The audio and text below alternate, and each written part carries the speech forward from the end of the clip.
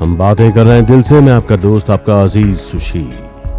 दोस्तों, झूमता गाता चला गया एक दीवाना। दोस्तों, हर किसी के पास हैं देवानंद से जुड़े पसंदीदा किस्से। यहां तक कि फ्रैंक कापरा के पास भी, जो 50 के दशक वाली बंबई में पधारे थे और देवानंद के साथ जुहू के पास समंदर में कपड़े खोलकर डुबकियां लगाई थीं। हमेशा झूमते रहने वाले सर, लचीली कलाइयों और बिखरे दांतों के साथ खुलती उस हंसी में कुछ तो बात थी। और हां, अगली फिल्म के लिए उनकी उस शाश्वत तलाश की अपनी ही अपील थी। दोस्तों, ज्यादातर पुराने सितारे अपनी सुनहरी यादों के साए में जीते हैं और अतीत के पन्नों को पलटते रहते हैं। कुछ अपने वर्तमान से समझौता करके नक चढ़े बेगुड़ैल बच्चों की इच्छाओं, आदेशों के मुताबिक चलने लगते हैं। कम ही सितारे, बहुत कम स्टार्स भविष्य में जी पाते हैं। देवानंद उन्हीं में से थे जो भविष्य में जीते थे। हम बातें कर रहे हैं दिल से। मैं आपका दोस्त, आपका अजीज सुशील। दोस्तों, कम ही सितारे भविष्य में जी पाते हैं, बहुत कम फिल्म स्टार्स भविष्य में जी पाते हैं। देवानंद उन्हीं में से थे। हिंदी सिनेमा में क्रॉसओवर शब्द का इजाद हुआ, उससे काफी पहले वो आर के नारायण को तलाशने और उनसे गाइड के अधिकार खरीदने के लिए 1961 के बर्लिन फिल्म फेस्टिवल से पर्ल बक को लेकर न्यूयॉर्क जाकर पहुंचे। Pearl S Buck Nobel prize for literature की विनर थी और बर्लिन फिल्म फेस्टिवल की ज्यूरी के हिस्से के रूप में वहां मौजूद थी। और देवानंद भारत की ऑफिशियल एंट्री हम दोनों को लेकर वहां गए थे। उनकी फिल्म हम दोनों गोल्डन बेयर अवार्ड के लिए छांटी गई 3 फिल्मों में एक थी। दोस्तों, आर के नारायण न्यूयॉर्क में नहीं मिले तो देवानंद ने के नटवर सिंह की मदद लेकर उन्हें मैसूर में ढूंढ निकाला। उसके बाद गाइड इंग्लिश में बने। इस इंग्लिश गाइड को पर्ल बक के उन दोनों के फ्रेंड और डॉक्यूमेंट्री फिल्म मेकर टैड डैनियल्स्की ने लिखा और डायरेक्ट किया था, लेकिन वो फिल्म नहीं चली। तब देवानंद ने सोचा कि आर के नारायण की गाइड को हिंदी में बनाया जाए। हम बातें कर रहे हैं दिल से। मैं आपका दोस्त, आपका अजीज सुशील। दोस्तों, देवानंद ने आर के नारायण की किताब पे, गाइड पे फिल्म बनाई इंग्लिश में, द गाइड, लेकिन वो नहीं चली। जादुई असर रखने वाले देवानंद के भाई विजयानंद ने इसे हिंदी में बनाया तो ये भारतीय नारीवादियों की पहली हैंडबुक बन गई। रोजी न सिर्फ अपने पति बल्कि अपने गाइड के खिलाफ उठकर खड़ी हुई। उस स्त्री की जीने की तमन्ना इतनी विस्तृत थी कि उस वक्त की दुनिया का उस पे काबू पाना मुमकिन न था। शायद उसके लिए स्थिति आज भी बदली नहीं है। दोस्तों, विजयानंद की गाइड, देवानंद की गाइड जब रिलीज हुई तो ना चली, लेकिन विजय और देवानंद ने उसे दोबारा रिलीज किया और फिर हिंदी गाइड हिट हुई, बहुत बड़ी हिट हुई। और आज 45 साल बाद गोल्डी आनंद विजयानंद की गाइड को दुनिया की बेहतरीन फिल्मों में गिना जाता है। गाइड का शुमार दुनिया की टॉप क्लासिक्स में लिया जाता है। दोस्तों, राज कपूर ने अगर रशिया फतह किया था तो देवानंद खुद दुनिया को फतह करना चाहते थे। किस्मत थोड़ा साथ देती तो शायद वो जीत लेते। उन्होंने शर्ले मैकलिन को चित कर दिया और वो जुहू स्थित उनके घर आयरिश पार्क की नियमित रेगुलर मेहमान बन गई। उन्हें रिक्स हैरिसन और जेनिफर जोन्स के साथ एक फिल्म बनानी थी और प्रोड्यूसर थे जोन्स के पति डेविड ओ सेल्जनिक। लेकिन 1965 में डेविड सेल्जनिक की मौत हो गई। उसके बाद देवानंद ने मनोहर मुरगांवकर के उपन्यास द प्रिंस के अधिकार खरीदे और फिर देवानंद सर एलेक गिनेस से मिलने जा पहुंचे। उस वक्त के बहुत बड़े प्रोड्यूसर डायरेक्टर डिनो डी लॉरेंटिस को भी इस मुलाकात में शामिल होना था, लेकिन वो असल में फॉरेन एक्सचेंज की तमाम पाबंदियों वाले दिन थे। 1973 में 1973 में रिचर्ड बर्टन और एलिजाबेथ टेलर के साथ डिवोर्स हर्स बनाकर ताजा निकले वारिस हुसैन उनके साथ एक फिल्म बनाना चाहते थे, लेकिन वो फाइनेंस का जुगाड़ नहीं कर सके। पर एक हॉलीवुड फिल्म जरूर बनी देव आनंद के साथ। वो कौन सी थी? हम बातें कर रहे हैं दिल से, मैं आपका दोस्त, आपका अजीज सुशील। दोस्तों, झूमता गाता चला गया एक दीवाना, देव आनंद। देव आनंद ने हॉलीवुड के साथ कई फिल्में प्लान की, लेकिन 2 ही फिल्में बनी। एक इंग्लिश गाइड और दूसरी फिल्म थी जो 1970 में बनी थी। ये फिल्म थी 20th सेंचुरी फॉक्स की और इसका नाम था द इविल विदिन। और इसमें की चिन नाम की एक वियतनामीज हीरोइन थी। देव आनंद की इस इंग्लिश फिल्म को डायरेक्ट किया था लंबार्तो वी एविलाना ने, और उन्हीं की एक पहले फिल्म बनी थी जिसका नाम था अ बॉय एंड 3 गर्ल्स, जिसको बाद में 3 देवियां के नाम से हिंदी में बनाया गया था। दोस्तों, भारत के पहले संभ्रांत और शहरी स्टार ने पश्चिम को फतह करना चाहा, वेस्ट को जीतना चाहा। अर्विंग स्टोन जैसे लेखकों के मुरीद, वी.के. कृष्ण मेनन जैसे नेताओं की मेजबानी करने वाले, विठल माल्या जैसे टॉप इंडस्ट्रियलिस्ट के दोस्त और अपनी प्रोडक्शन कंपनी नवकेतन में अली अकबर खान जैसे म्यूजिकल जीनियसेस के साथ काम करने वाले देव आनंद ने अपने स्टारडम को सचमुच गंभीरता से ले लिया। झूमता गाता चला गया एक दीवाना, देव आनंद। हम बातें कर रहे हैं दिल से, मैं आपका दोस्त, आपका अजीज सुशील। दोस्तों, भारत का पहला अर्बन स्टार, शहरी स्टार दुनिया जीत लेना चाहता था। मुमकिन था, बशर्ते किस्मत साथ देती। लेकिन उन्होंने अपना एक लेजेंड बनाया, अपना एक वजूद बनाया और अपने आप को यादगार बना दिया, देव आनंद। दोस्तों, देव आनंद अपना खर्च हमेशा खुद उठाते थे। वो चाहे 60 के दशक में उनके घर में होने वाली संगीत की शामें हो, म्यूजिकल इवनिंग्स हो, या फिर भारतीय अंतर्राष्ट्रीय फिल्म समारोह के मुंबई के दिनों में उनकी ओर से दी जाने वाली पार्टियां। और उनकी स्टाइल तो अपनी अलग ही हुआ करती थी। वो जब कभी लंदन जाते तो आधा दिन वहां किताबों की मशहूर शॉप फॉइल्स में बिता देते थे। वेस्ट एंड में नाटक देखने निकल जाते और होटल में रहते तो वो भी दी मेफेयर से नीचे नहीं होता था। दोस्तों, ये महज इत्तेफाक नहीं कि उनका करियर उस वक्त शुरू हुआ जब 25 साल की उम्र में वो बॉम्बे टॉकीज में उस जमाने के सुपरस्टार से मिलने गए। वो सुपरस्टार कौन थे? देव आनंद उस वक्त किससे मिले? मैं हूं आपका दोस्त, आपका अजीज सुशील गजवानी। हम बातें कर रहे हैं दिल से। दोस्तों, ये महज इत्तेफाक नहीं कि उनका करियर, देव आनंद का करियर उस वक्त शुरू हुआ जब 25 साल की उम्र में वो बॉम्बे टॉकी स्टूडियोज में उस वक्त के सुपरस्टार अशोक कुमार से मिलने गए। और अशोक कुमार देव आनंद से मिले और उन्हें अपनी फिल्म जिद्दी के लिए साइन किया। और ये फिल्म हिट हुई और यहीं से देव आनंद की स्टारडम की शुरुआत हुई। हालांकि देव आनंद की पहली फिल्म थी प्रभात टॉकीज की हम एक हैं, लेकिन जिद्दी ने उन्हें स्टार बना दिया। और दोस्तों, ये भी महज इत्तेफाक नहीं कि तीसरी मंजिल ठुकराकर उन्होंने एक और शहरी सनसनी, एक और अर्बन सेंसेशन शम्मी कपूर के लिए मौका बनाया। दोस्तों, देव आनंद ने कई एक्ट्रेसेस को फिल्मों में ब्रेक दिया, कई आर्टिस्ट को ब्रेक दिया, कई टेक्नीशियंस को ब्रेक दिया। उनके कई आर्टिस्ट स्टार्स बने, सुपरस्टार्स बने।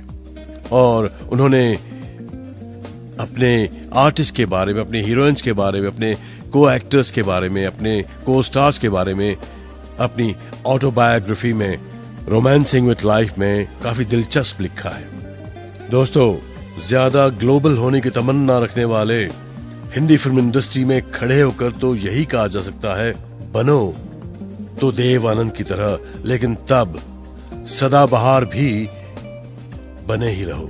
मैं हूं आपका दोस्त, आपका अजीज सुशील गजवानी। हम बातें कर रहे हैं दिल से। दोस्तों, Dev Anand, the youngest star of Indian cinema who died at 88, Hindi cinema का सबसे जवान स्टार जो 88 साल की उम्र में चला गया। दरअसल देव आनंद को मौत से उतनी ही नफरत थी जितना वो वक्त का गुजरना नापसंद करते थे। देवानंद के लिए उम्र अपने आप में एक नाकाबिले बर्दाश्त ताबूत था और उन्हें ये यकीन था कि मौत को हमेशा के लिए मुलतवी किया जा सकता है। वो मौत को मानो अपनी निजी हार मानते थे और हार शब्द तो उनके डिक्शनरी में कहीं था ही नहीं। मुमकिन है दोस्तों कि वो लड़खड़ाए हों, लेकिन कभी हताश नहीं हुए। 7 दशकों तक इस सुपरस्टार की जिंदगी सिर्फ कला का प्रतिरूप नहीं तैयार कर रही थी, बल्कि वो अपने आप में कला हो गई थी। दोस्तों, आपको याद होगा कि उनकी फिल्मों का अंत हमेशा सुखांत होता और ऐसी कोई वजह नहीं थी कि वो पर्दे से बाहर पर्सनल लाइफ में, निजी जिंदगी में इस सुखांत से इनकार करते। वो पीटर पैन भी नहीं थे जो वक्त को थाम लेता है। प्रेम, सफलता और तारीफ के रूप में उल्लास, उस अस्तित्व में देव आनंद में छन छन कर प्रवाहित होता रहा। दोस्तों, मैं जितनी बार उनसे मिला, हर बार मानो कोई चमत्कार हो जाता। उनकी आंखों में गुजरे बरसों की परतें उतर आती, उनकी मुस्कुराहट की चमक से यादें ताजा हो जाती, बातचीत का रुख हर बार अतीत की ओर मुड़ जाता था। जाने को कोई और ठिकाना न था। दोस्तों, गुजरा हुआ जमाना ही सुनहरा काल था, गोल्डन पीरियड था। और जिस तरह सोने की चमक कायम रखने के लिए उसे लगातार मांजने की जरूरत होती है, उसी तरह उन यादों को कुरेद कर ही उसे ताजा रखा जा सकता था। देव आनंद वो दोनों थे। देव आनंद क्या थे? मैं हूं आपका दोस्त, आपका अजीज सुशील गजवानी। हम बातें कर रहे हैं दिल से। दोस्तों, मैं जितनी बार देव आनंद से मिला, हर बार मानो कोई चमत्कार हो जाता। उनकी आंखों से गुजरे बरसों की परतें उतर जाती, उनकी मुस्कुराहट की चमक से यादें ताजा हो जाती, बातचीत का रुख हर बार अतीत की ओर मुड़ जाता था। जाने को कोई और ठिकाना न था। गुजरा हुआ जमाना ही सुनहरा काल था, गोल्डन पीरियड था। और जिस तरह सोने की चमक कायम रखने के लिए उसे लगातार मांजने की जरूरत होती है, उसी तरह उन यादों को कुरेद कर ही उसे ताजा रखा जा सकता था। दोस्तों, देव आनंद वो दोनों थे जो उनके नाम में था। आनंद के देव और कामदेव, दोनों को एक दूसरे से जुदा नहीं किया जा सकता था। दोस्तों, उनके दमकते हुए करियर में इकलौता चौंकाने वाला वाकया था गाइड। दुनिया की जो बेहतरीन फिल्में हैं, बेहतरीन क्लासिक्स हैं, उनमें गाइड का शुमार होता है। गाइड, मैं हूं आपका दोस्त, आपका अजीज सुशील गजवानी। हम बातें कर रहे हैं दिल से। दोस्तों, देव आनंद के दमकते हुए करियर में इकलौता चौंकाने वाला वाकया था गाइड। इस फिल्म का आर के नारायण की मूल किताब से ज्यादा वास्ता न था। देव आनंद और उनके छोटे भाई विजय आनंद, जिन्होंने देव आनंद की सबसे बेहतरीन फिल्मों का डायरेक्शन किया, उन्होंने किताब को दरकिनार कर अपनी फिल्म बनाई गाइड। बड़े नाजुक महीन अंदाज में गाइड की रोजी का किरदार निभाया वहीदा रहमान ने। रोजी एक बागी से कहीं ज्यादा थी, बल्कि एक क्रांतिकारी जिसने तब भी सामाजिक रूढ़ियों के धुंधलके में विचर रही हिंदुस्तानी चेतना में जेंडर इक्वालिटी के बीज डाले। दोस्तों, जैसे आप सभी जानते हैं, गाइड एक लौती फिल्म है जिसमें देव आनंद की मौत होती है, लेकिन उस मौत में भी एक सोचा समझा दाव था। वो वक्त की त्रासदियों के परे शाश्वत सत्य में पुनर्जीवित होते हैं। पहले कभी कोई भूत इतना आकर्षक लगा था आपको दोस्तों? मैं हूं आपका दोस्त, आपका अजीज सुशील गजवानी। हम बातें कर रहे हैं दिल से। दोस्तों, एक और दिलीप कुमार अपनी स्क्रीन इमेज के दबाव में ट्रेजेडी से बंधे रहे और दूसरी ओर राज कपूर आवारा और जिस देश में गंगा बहती है के इमेज में बंधे रहे। लेकिन देव आनंद वैसे ही मस्त मौला बने रहे। अपनी उस बेपरवाह मुस्कान से उन्होंने कभी वादा खिलाफी न की, चाहे वो फिल्म बाजी के लिए जुए के अड्डों में हो या ज्यूल थीफ के हीरो के बीच। दोस्तों, 1965 में जब गाइड रिलीज हुई थी, उस वक्त देव आनंद की उम्र थी 42 साल, 42 इयर्स। उन्होंने बड़ी स्टाइल से मिडिल एज की उलझनों को सुलझा लिया था। उन्होंने एक के बाद एक काला बाजार, हम दोनों, बंबई का बाबू, असली नकली, तेरे घर के सामने, गाइड, ज्यूल थीफ, जॉनी मेरा नाम, तेरे मेरे सपने, हरे रामा हरे कृष्णा और प्रेम पुजारी और देश परदेश जैसी यादगार फिल्मों के जरिए 1960s के दशक की छवि को रचा, इमेज को बनाया। देव आनंद 60 के दशक में छाए हुए थे। और वो कैसे? मैं हूं आपका दोस्त, आपका अजीज सुशील गजवानी। हम बातें कर रहे हैं दिल से। दोस्तों, Dev Anand, the legend of Dev आनंद। देव आनंद 60 और 70 के दशक में छाए हुए थे। ऊंची कॉलर वाली शर्ट, शानदार हैट और घुटने तक की लंबाई वाली कॉर्डुरॉय ने ढीले ढाले कपड़ों का दौर खत्म कर दिया। उनकी हीरोइंस मानो स्वर्ग से आई थी, जन्नत से आई थी। वहीदा रहमान, नंदा, साधना, सुचित्रा सेन, नूतन, वैजंतीमाला, हेमा मालिनी और सबसे आखिर में वो अकेली स्त्री जीनत अमान, जिसने उनका दिल तोड़ा और सत्यम शिवम सुंदरम में एक भूमिका निभाने के लिए, हीरोइन के रोल के लिए राज कपूर के पास चली गई। दोस्तों, जैसे जैसे उनकी उम्र ढलती गई, उनकी हीरोइंस जवान होती गई। उन्होंने न जाने कितने दिल तोड़े।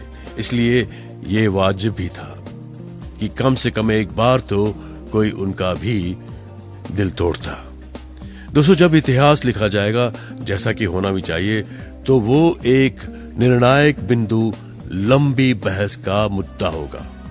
लेकिन दोस्तों, गौर देने वाली बात यह है कि उनकी आखिरी कुछ फिल्में नहीं चली, लेकिन जितनी उनकी फिल्में फ्लॉप हो जाती, उतना उनका कद और ऊंचा हो जाता, उनका स्टेचर और ऊंचा हो जाता। ये देव आनंद का करिश्मा था। ये उनकी अपनी करिश्मेटिक पर्सनालिटी की जादू थी। देव आनंद। हम बातें कर रहे हैं दिल से। मैं आपका दोस्त, आपका अजीज सुशील। दोस्तों, हर किसी के पास हैं देव आनंद से जुड़े पसंदीदा किस्से। हमेशा झूमते रहने वाले सिर, लचीली कलाइयों और बिखरे दांतों के साथ खुलती उस हंसी में कुछ तो बात थी। और हां, अगली फिल्म के लिए उनकी उस शाश्वत तलाश की अपनी ही अपील थी, खास अपील। हैट, स्कार्फ, पूरी लेकिन मुड़ी हुई आस्तीनों और बच्चों सी लटों के साथ बाहें फैलाकर झूमते लहराते वो हमें 7 दशक एंटरटेन करते रहे और वो हमारी कलेक्टिव मेमोरी के हिस्सा बन गए। दोस्तों, आई एम श्योर आप सभी इस बात को मानते हैं कि देव आनंद में एक नायाब खूबी थी कि अजनबी भी उनके साथ दोस्ताना महसूस करता, और दोस्त ऐसा कि मानो उसकी जगह कभी कोई और नहीं ले सकता। उनके ऑरा में, उनके आभा मंडल में जो भी घुसा, कम से कम कुछ किस्से लेकर तो लौटा ही। अब जब उन किस्सों का खंडन करने वाला कोई नहीं रहा, बेशक उनसे बातों, मुलाकातों के किस्सों को बढ़ा चढ़ाकर सुनाया जाएगा, लेकिन ऐसे ही तो कोई इंसान लेजेंड बन जाता है। The legend of Dev Anand forever. Evergreen. तभी तो मैं कहता हूं, हमेशा अपने दिल की बात सुनो, क्योंकि दिल आखिर दिल है, दिल आपका आईना है। अपने दोस्त, अपने अजीज सुशील गजवानी को इजाजत दीजिए। गुड नाइट, शुभ रात्रि, शब्बा खैर।